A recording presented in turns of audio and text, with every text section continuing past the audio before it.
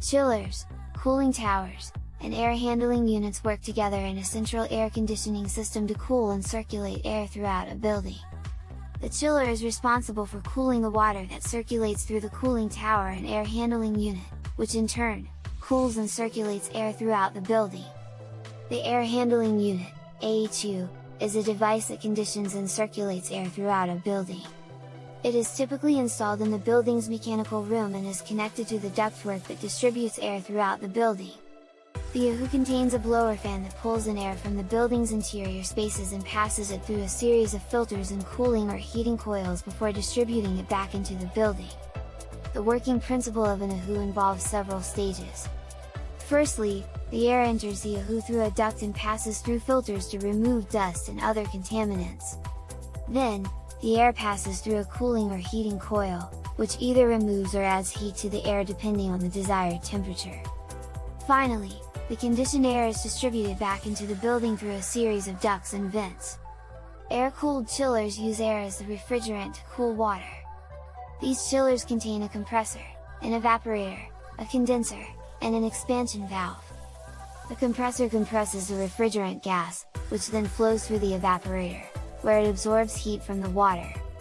The refrigerant then flows to the condenser, where it releases the absorbed heat to the surrounding air. The expansion valve reduces the pressure of the refrigerant and sends it back to the evaporator to start the cycle again. An example of how these components work together would be in a large commercial building. The chiller would cool the water that circulates through the cooling tower, which would then distribute the cooled water to the AHU. The AHU would condition and distribute the cooled air back into the building. The cooling tower would release the heat absorbed from the water back into the environment, completing the cycle. This system allows for efficient cooling and circulation of air throughout a building.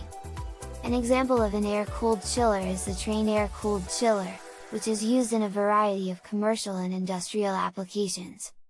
The Trane air-cooled chiller uses environmentally friendly refrigerant, which is an important consideration for modern HVAC systems. The chiller is designed to provide reliable, energy-efficient cooling for large buildings and facilities. The chiller is equipped with variable speed compressors and fans, which adjust the cooling capacity to match the cooling load, resulting in energy savings. The chiller is also equipped with an electronic expansion valve, which provides precise control over the refrigerant flow and improves the efficiency of the system. In addition to the chiller, the Trane air-cooled chiller system includes an air handling unit, which conditions and circulates the air throughout the building. The air handling unit contains a blower fan, a cooling coil, and a heating coil, which work together to maintain a comfortable temperature and humidity level within the building. The cooling tower is another important component of the HVAC system, as it removes the heat absorbed by the cooling water in the chiller. The cooling tower works by using a fan to draw in air, which then passes over the water in the tower and removes the heat through evaporation. The cooled water is then sent back to the chiller to start the cycle again.